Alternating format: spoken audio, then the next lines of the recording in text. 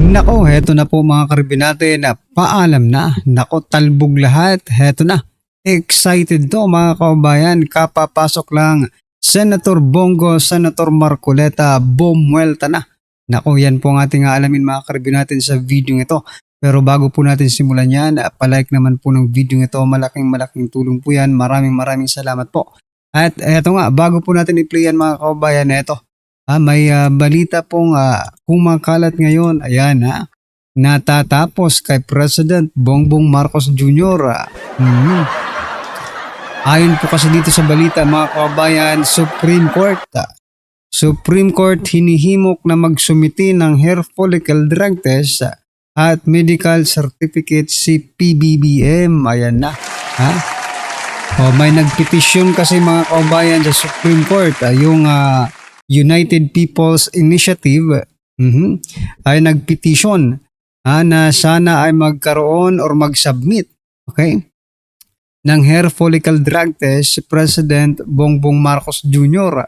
at medical certificate for transparency and accountability to the Filipino people. Diba? Kasi nga sa mga kumakalat ngayon ay parang kahit nga yung pag-exercise ng Pangulo ay kinakagar na ng media just to justify their claims na wala pong sakit ang Pangulo. Pero sila rin naman po ang umamin na malala na po ang diverculitis ng presidente. Diba? Mahirap na raw itong makakain ng maayos. Ayon po yan kay Claire Castro. Diba? Tapos nag-exercise pa mga kababayan para ipakita lang na talagang malusog ang pangangatawan ng Pangulo, pero may duda ako iba no? Ilang takbo lang parang hiningal na, di ba? Ito pong naging komento ng ating mga kababayan patungkol dyan. Sabi po ni Edgar Gonzales, doon sa publiko isagawa ang hair follicle test at doon din sa publiko isagawa ang pagsusuri para malaman ng taong bayan ang resulta, no? O dapat nga kasi baka maplantingan diba? Ang dapat dyan, mayroon pong mga kinatawan, may kinatawan ang bayan na talagang titingin kung tama ba yung kanilang pagsusuri, baka mamaya i-manipulate lang nila. Alright? Dapat live para makita ng taong bayan, wala duda sa result. Correct. Marami po. Sabi po dito, may pa-jogging kapang nalalaman. Ayan na. Ayan ang tama para mawala ang mga haka-haka na siya ay gumagamit ng ipinagbabawal na gamot. Gumagamit nga, sabi ni Senator Amy Marcos, no? Adik nga po itong si President Bongbong Marcos Jr. Sabi po ni Senator Amy Marcos, at sigurado mamahalin ka ng taong bayan kapag ikaw ay negative sa drug test. Di naman nasunod yang si BBM sa Supreme Court Ayon po kay Tubal, no? Dahil noon inutusan na rin ng Supreme Court yan na isuuli ang pondo ng PhilHealth, di rin naman isinauli. Yun lang. Diba? O nga, naalala nyo? Diba? Inutusan siya na immediately, please, i-return ang 69 billion ng PhilHealth, pero hindi no, hindi po nila isinauli. Nagtaka nga yung PhilHealth kasi sabi ng presidente isasauli daw pero hanggang ngayon pala wala, dahil sa pondo ng 2026 ngayong taon mga kabayan kukunin taong bayan ang magbabayad po, hindi po sila. Ay nako, ginisa tayo sa sarili nating mantika mga kabayan. Alright, ano po kanyang opinion dyan? Just comment down below. At eto, bago po natin i-play yung video, pasadahan muna natin tong si Ridon at si Madriaga. Tinanong po ni Ridon si Madriaga, sabi po ni Ridon, nasaan po kayo dyan Mr. Madriaga? Itinuturo po yung picture mga kababayan, no? Kung nasaan daw si Madriaga sa picture. Sabi po ni Madriaga, ako po ata yung nag-picture sa kanila. What? Yung ebidensya mo, ikaw yung nag-picture? Ako yata yung nag-picture niyan eh. I can claim, no? Lahat tayong mga Pilipino, sabihin natin na, kami ang nag-picture niyan, hindi si Madriaga. Paano mo papatunayan yan ngayon, Madriaga?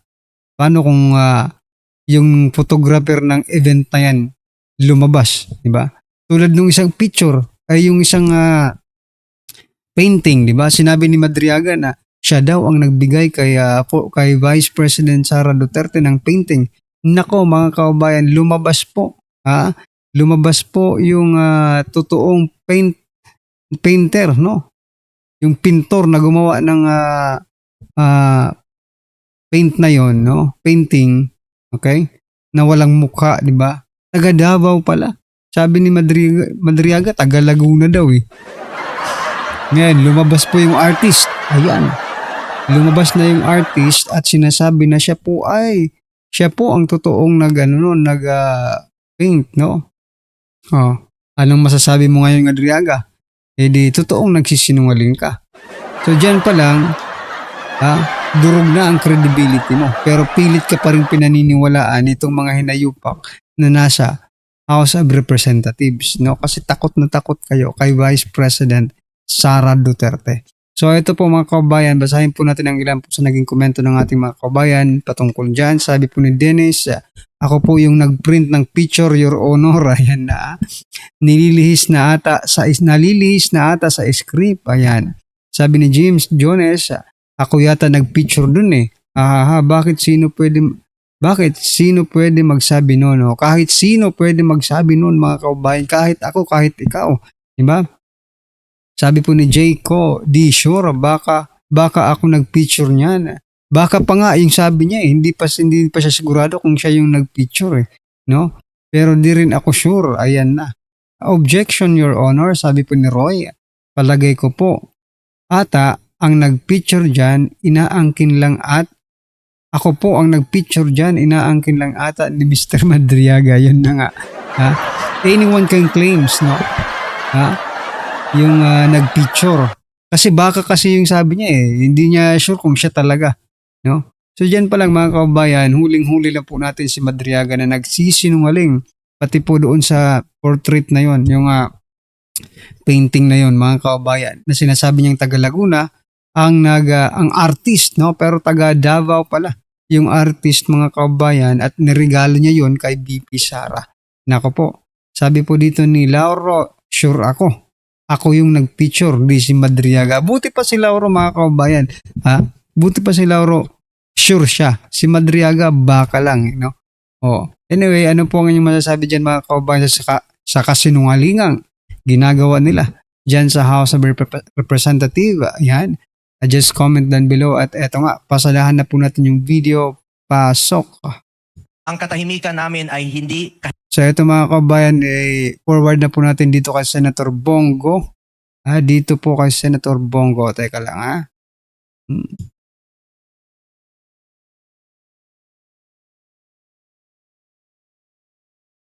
Dito.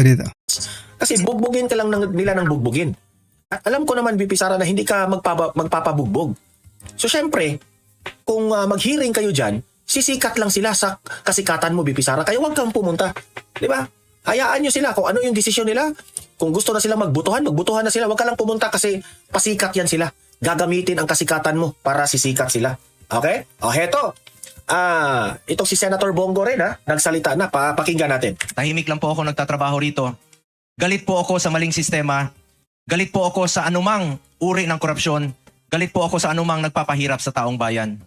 May mga taong katulad ko na tahimik lamang, pero huwag ninyong ipagkamali ang katahimikan. Actually, si Senator Bongo, di ba? Kung makikita mo ang kanyang social media, wala naman siyang ibang ginawa kundi nag-iikot lang sa bansa. Gumagawa lang ng tulong sa taong bayan. Hindi naman ito laging nagsasalita na binabanatan si ganito, binabanatan si ganyan. Wala, di ba?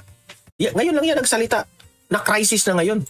Ang katahimikan namin ay hindi kahinaan. Ito ay pagpili ng tamang paraan at tamang panahon para lumaban.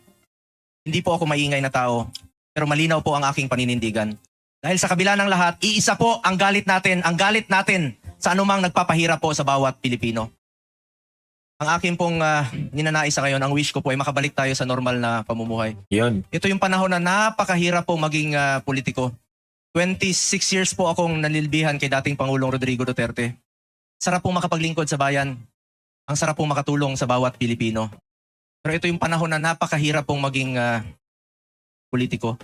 Kaya pinagdadasal ko po, unang-una, na makabalik tayo sa normal na pamumuhay. At mangyayari po yan kung Duterte po ang mamumuhay. Correct, di ba?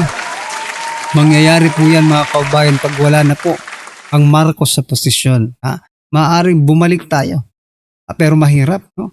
Mahihirapan po kung sino man po ang susunod na presidente. Mahihirapan pong maibalik agad-agad, instantly. Yung nakaraan, pagaya ng nakarang administrasyon. Hirap, no? Dahil sa napakalaking utang na, lubog tayo sa utang ngayon mga kaubayan, no? At punong-puno tayo ng korupsyon. Malaki at malawak po ang lilinisin ng susunod na presidente. At kaabang-abang po yan mga kaubayan. Aabangan po natin yung paglilinis na yan, no? Malamang may mga congressman, senatong, no? Na malilinis, maaalis. Okay? Abangan po natin yan. That is the exciting part. Although mahirap, no? Pero exciting po mga kaubayan. Uno. Duterte! Duterte! Duterte! Duterte! At pangalawa po, nakikiusap po ako sa inyo. May Panginoon naman po. Pagdasal natin na nasa maayos na kalagayan si Tatay Digong, maayos na kalusugan, at makauwi na po siya sa lalong madaling panahon. Bring him home! Bring him home! Bring him home! Bring him home! Mga kababayan ko, alam kong ilan sa inyo ang galit. Alam mo, ang pagmamahal ng taong bayan kay FPRRD, hindi yan makukuha ni BBM. Ito, mga ganitong pagpupulong ng mga supporters ni Duterte, walang ganyan sa Marcos administration. Wala. Ang galit. Yung mga kamiting kasi ni BBM, hindi naman ng mga ganyang tao eh. No? Yung mga kamiting ni BBM, yung mga kaibigan niya mga bilyonaryo. Palagay ko lang yun siguro mga kamiting nila eh. Ay yung mga oligarch, di ba? Na, syempre, pag malapit ka sa gobyerno, maraming exemption dyan. Ha? Sa corporate tax nga lang, mga kababayan, grabe na, tiba-tiba na sila dyan eh. Diba? Walang ganyang pagtitipon sapagkat iba po yung pagtitipon nila. They are parang kumbaga, nasa taas po sila. Diba? Tayo, dito tayo. Sa baba lang mga kababayan, pero malakas, powerful. Na ito, hindi tayo naninira ng kapwa Pilipino. Hindi tayo naninira ng gobyerno, kundi para itama ang mali at maglingkod ng tama para sa kinabukasan ng bawat Pilipino. Maraming salamat po sa Rage Coalition, sa inyong inisyatiba. Maraming salamat sa PDP Laban. At maraming salamat po sa inyong pagmamahal kay Tatay Digong. Maraming salamat po sa inyong pagmamahal kay VP Inday Sara Duterte, kay Mayor Baste Duterte, sa Duterte family. Ako naman po, alam nyo naman na sobrang mahal ko po si Tatay Digong. Sobra pa sa tatay ang turing ko sa kanya. Kung mahal ko po si Tatay Digong, mahal ko rin po ang kanyang pamilya. Huwag nyo na po akong... ito yung mga panahon na magkaisa po tayo para sa ating layunin. Huwag nyo na po akong pansinin sa politika. Ang importante po sa atin dito, si Tatay Digong at ang kinabukasan ng ating bayan. Maraming salamat po sa inyo lahat. Mga kababayan ko, mahal na mahal ko po. Ayan So, yan ang ni Senator Bongo. Ibalik natin yung buhay ng dapat sa taong bayan. Ngayon, sa totoo. Alam niyo po mga kababayan, nakakamiss nga yung nakaraang 6 years ni PRRD, no? So, kasi doon lang natin na-experience na talagang patas ang lahat, no? Walang kulay-kulay nung panahon noon. Especially yung nagkaroon po ng COVID, no? Lahat po naayudahan, no? Lahat po nabibigyan ng kanilang parte. Ha? At saka parang feeling ko noon talagang nagkakaisa rin ng mga Pilipino eh. Nagkakaisa rin ng mga Pilipino. Ang hindi lang nagkakaisa nun yung mga, sabagay nagkakaisa rin yung mga adiktos. Diba? Isa-isa silang lumalayas. Okay, nagtatago. Yung iba nagpapagaling. Meron tayong mga ano niyan, mga testimonies na mga makikita, okay? Na nagbagong buhay nila because ng kay PRRD, di ba? Yun ang magandang feeling. That is so-called legacy. Not a project, not a physical project, no? Pero may tuturing ding legasiya, mga kababayan. Kasi naaalala ka. No? Naaalala si former President Duterte ng tao sa maganong paraan. Pero etong tanong, paano naman si PBBM?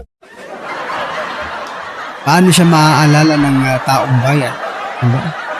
Maaalala siya bilang isang pinakakurap na leader. Ha? Konsentidor sa pagnanakaw. Pasimuno pa sa pagnanakaw. Yan na nagtatanong po tayo mga kababayan. Kung paano ninyo maaalala si PBBM kung siya po. Ha? Kung siya po ang aalalahanin natin bilang isang presidente. Nako po. Kaya ito mga kababayan, pasadahan din natin itong si Senator Dante Marcoleta, mga karibin natin. No? Kaya ito, pasok. Pati yung step, there are 3 steps involved kung paano paano kayo makakabili doon. Bakit hindi po ito muna ang pag-aralan natin? Baka ito po ang makakasave sa atin eh. Okay. Mr. Chair, siguro po dapat nating pasalamatan lahat ang mga department secretaries natin na nandito ngayon. At alam ko po na inihanda po nila yung mga contingency plans na talaga namang gagamitin talaga kung talagang magpipersis po ang sitwasyon na ating kinakaharap. Ngunit payagan po ninyo ako na ulitin yung pagdududa ko kung talagang ganito na po ba kalala ang problema natin. Kaya ko po naitatanong yun, Mr. Chair. Marami po akong datos na kinuha. Halimbawa po, yung ating pong fuel import, pagmula po noong January 1 hanggang April 10. Ito po ay sari-sari na pong oil products. Kinuha po natin sa mga 10 bansa. Katulad po ng Korea, Saudi Arabia, UAE, China, Singapore, Japan, Malaysia, Russia, Iraq at United States. Ang total po as of April 10, Mr. Chair, January 1 to April 10, 6,844,621 barrels. Katumbas po yun, Mr. Chair, ng halos 8,76,653,381 liters. Ang ibig sabihin po nun, Mr. Chair, kung i-cover lang natin ang pinag-uusapan natin gasolina at saka diesel lang, yun pong 8 billion na liters na yon, 5 billion lang po ang katapat po ng gasolina at saka diesel. Ito na nga mga So yun mga kabayan, ang i-explain po dyan ni Senator Marcoleta mga kabayan ay pwede naman daw po tayong bumili ng mas murang petrolyo na mas malapit din sa atin, hindi na pupunta sa Middle East mga kabayan. No? Pero ayaw gawin ng gobyerno sapagkat wala po silang komisyon. Yun ang nakikita ko eh, may commission po sila dyan. Anyway, ano po ang inyong opinion, reaction patungkol dyan mga kabayan? Just comment down below at syempre huwag pong kalimutang i-like ang video ito. Malaking tulong po yan. Maraming salamat po.